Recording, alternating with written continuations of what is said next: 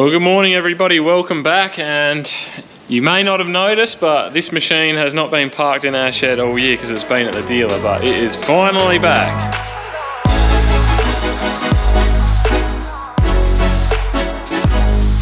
And if you've been following along from last harvest, you would have known we were having a heap of trouble with these arms on the cleaning shoe. Not these ones particularly, the ones at the front.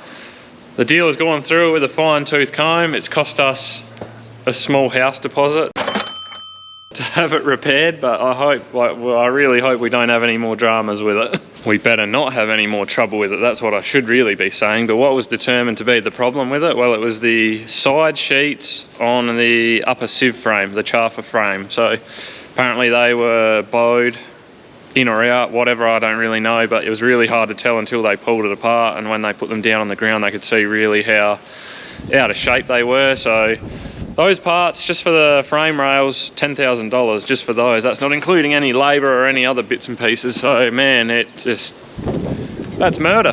That is murder. But anyway, what can you do? It's useless without it.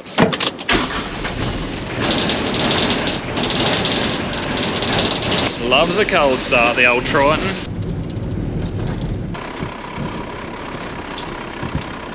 Very nice looking stand of beans out there this year. Not that you guys could probably see with me driving past there then, because they are still so small, but what else can I update you guys on? It's the 24th of July today, I think. It's still dry as buggery around here. We're running at about 50% average rainfall for winter.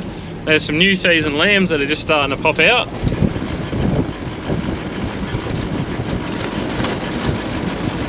Not sure if you could see those, but they've been starting to come out over the last week or so.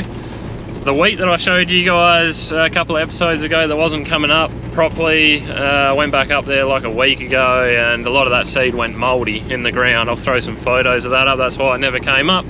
I've heard Dad talk about that happening before. It's just when it sits in ground that's semi-wet, it's not enough for it to germinate. And it just sits there and goes mouldy. I guess just like something that sits around in a fridge for too long or whatever. But yeah, we've also got some vetch paddocks that are probably pretty well ready to start grass freeing, so I need to start getting organised for that now. But other than that, yeah, it's just winter as usual. It's a bit cold and miserable, and we got another chance of 1 to 5 millimetres of rain tonight and tomorrow, so yeah, we'll see what happens with that. But again, just so far behind what we're used to experiencing with rainfall at this time of the year. So anyway, here's what it is.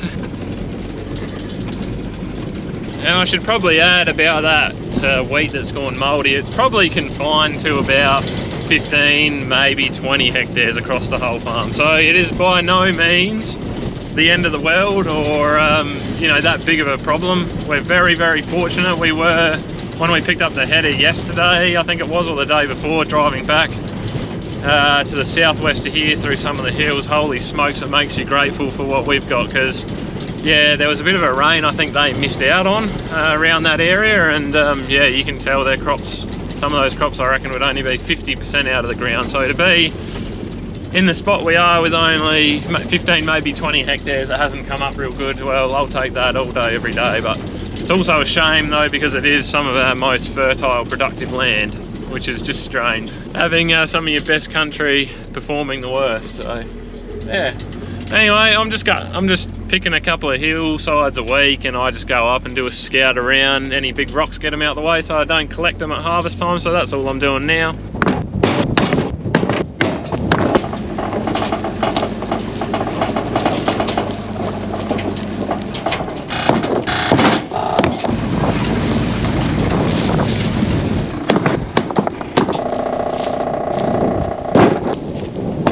Riveting stuff, isn't it? Riveting stuff. Someone once said on one of my videos where I was picking rocks, they were like, hand picking rocks, what are you doing, time?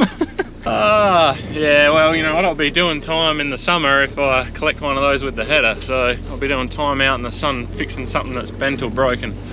But yeah, would it be nice to have some sort of a rock picker to come around and do this? Yes, but it's probably just as quick for me to run around for the few that are here and get them by hand. I'll just go dump this off. This is actually 3 paddocks worth of rocks in the ute now, so while I've got somewhere to dump them off, I'll do that. But Dad just rang me, he's going to go pick up a few bales of hay with the buggy and the loader, and apparently he's lost a ratchet strap somewhere, so I gotta go and retrace his steps and bring him his ratchet strap so he can tie down the bales.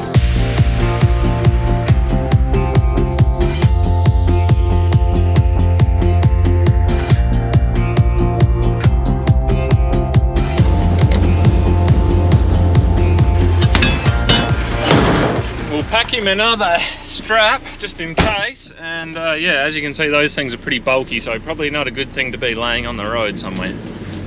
Hopefully it's just on the dirt road though, but we'll go for a look, see what we can find.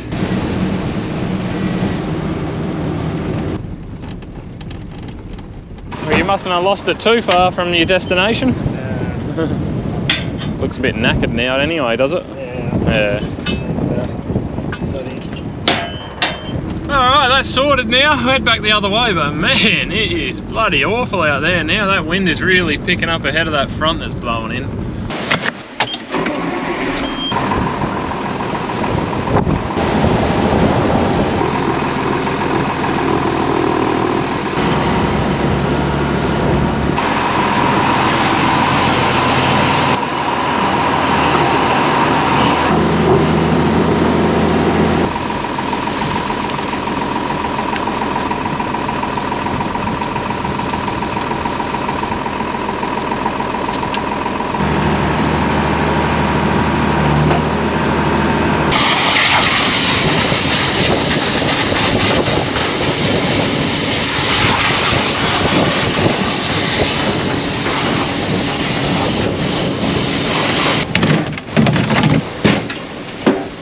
An absolute stinker out here today, guys, but just getting a few things cleaned up, tidied up. Like I said, we got some vetch to start grass spraying, so we'll get that batch mate back over the road, checked over, back over here to the good water, to the rainwater, because, well, we're going to be trying to kill ryegrass, so we want to give it the best opportunity that we possibly can. So we'll get everything away from the bore water tank. We've had a little bit of rain now, so we should have a bit more rainwater in storage.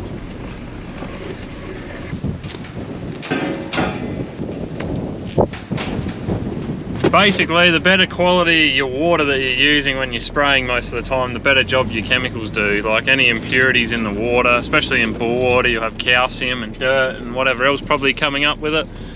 You know, that can inhibit the chemical a little bit. So yeah, you might say, well, why do you use it then, Henry? Well, we don't have any option here. We can only catch so much water off of our roofs. We don't have any mains water. So that's all, we just got to use what we got.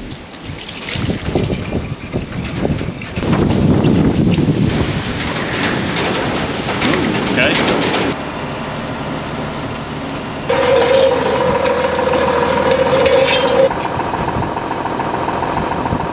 Well, that thing's going to need some fuel, and I'm pretty sure we don't have any unleaded here, so might be a quick trip to town. So I don't want to get a nice window in the weather and come over here and then not have fuel or something silly like that.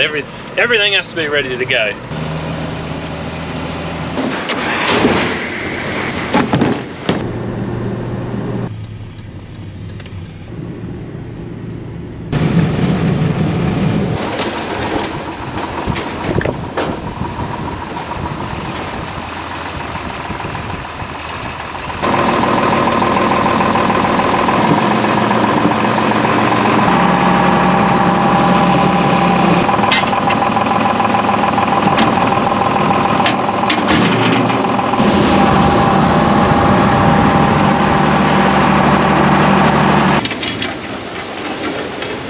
Just got a little bit of wheat left in the air seeder, so we're going to take that out, put it in the truck. I'll have to put it in the loader to get it in the truck because I don't think that auger reaches up over the top of the truck. But some of the wheat might have gone a bit mouldy in the ground.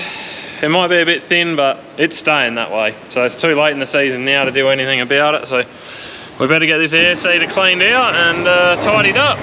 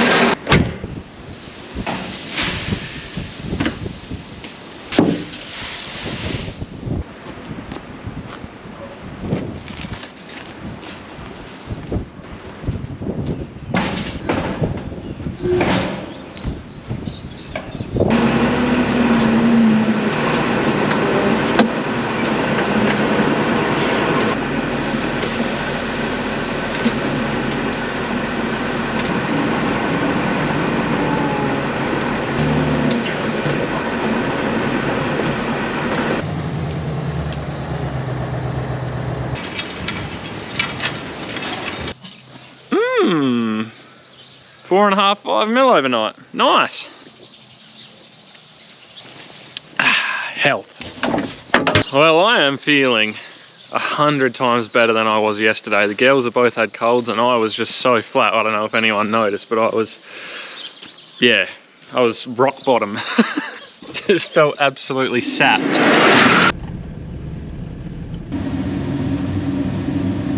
Alright guys, I haven't really filmed what I've been doing this morning, mainly because I didn't want to bore you guys with it. I've just been doing a few jobs to the sprayer here.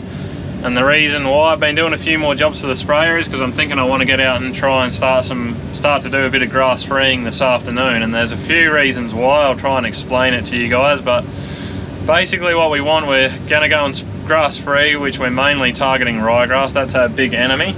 We want the plants to be actively growing, which means we don't want to have had too much frost, we don't want it to be too cold, we don't want it to be too dry. So we've had 5 millimeters of rain overnight. We haven't had a frost for 2, maybe 3 weeks, but we are forecast to get some frost again in a few days time. And the other thing I'm battling is wind. This is the only day it's kind of borderline, but if the top can dry out a little bit, I think I can get out and do it. So like I said, we haven't had any frost, we've got moisture, and we won't be kicking up any dust. So all of those will be good things for trying to grass free. The colder it is, or if we've been having a lot of frost, the less likely the plant is to absorb the chemical because it's not actively growing. So right now I think we've got primo conditions before we get some frost early next week. So if I can get out and get at least 1 paddock done, or even 2 this afternoon, that'll be a bonus. I might take this air seeder around now, give that a tub. That'll give it a bit of time to dry out this afternoon in the sun. And yeah, we'll see what happens with the wind, because it's supposed to peak here in about an hour. If it stays like it is now, I think we'll be pretty right. I'm not too worried about crops next door, because both of the paddocks I want to spray, well, there's plenty of room around them. One's got a creek and the other one's got a hill on one side, and one's got beans around it, so it won't really matter. There should be minimal drift issues, that's what I'm trying to say.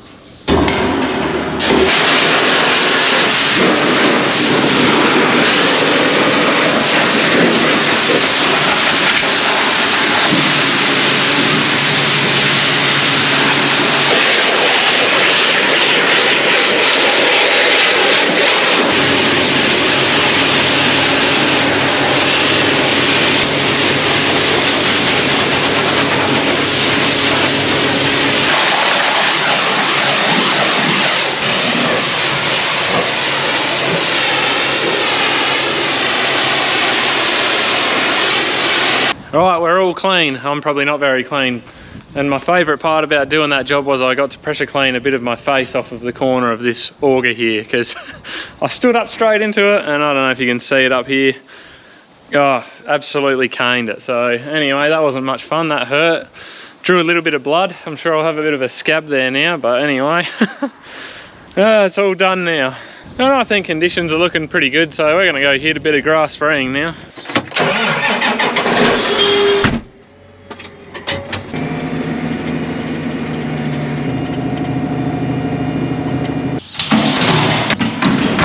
Let those air out in the arvo, son.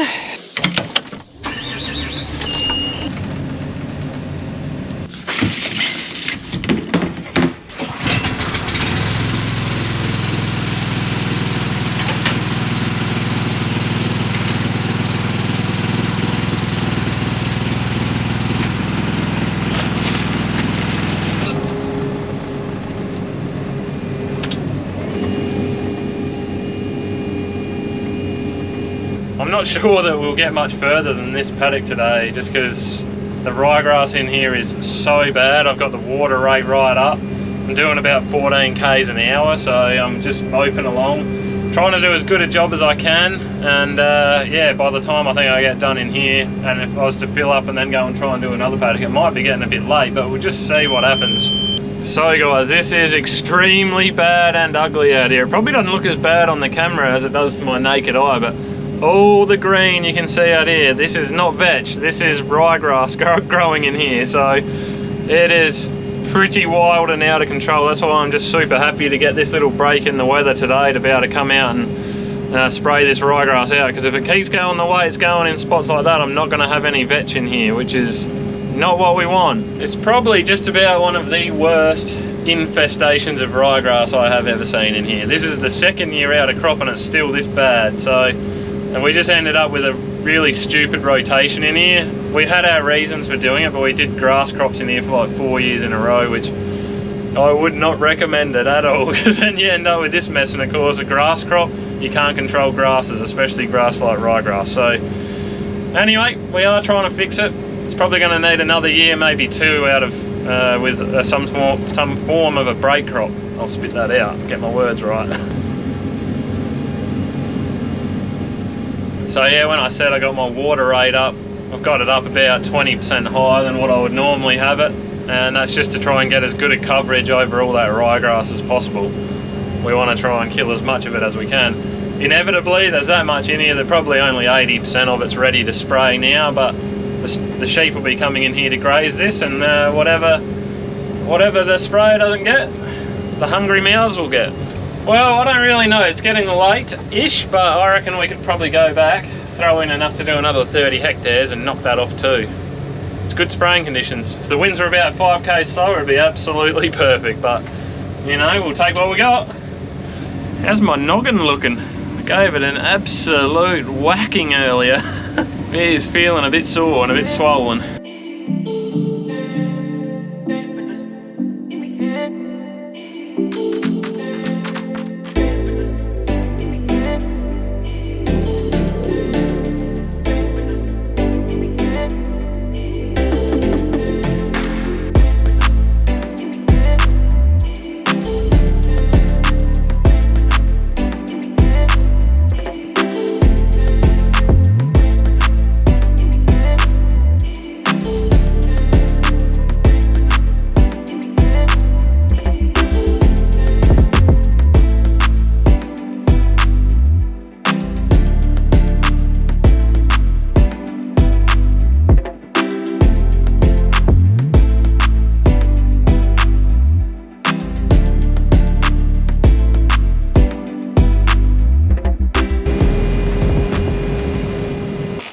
Well, it was nice to get out today and get a bit of a head start on some of that grass spraying. I reckon maybe that second paddock could have waited a few more days, but look, at the end of the day, those paddocks are vetch for sheep feed, and you know, if we didn't get it all, well, they're going to get sprayed out at the end of the year anyway, and no big deal at all. So we had excellent conditions today for spraying, so we made the most of it. And yeah, we're done and dusted there. We're done and dusted here for this episode. I just wanted to say thanks to everyone for watching. We really do appreciate it. Don't forget to like, subscribe, all that nonsense. And I guess you'll see this egghead later. See ya.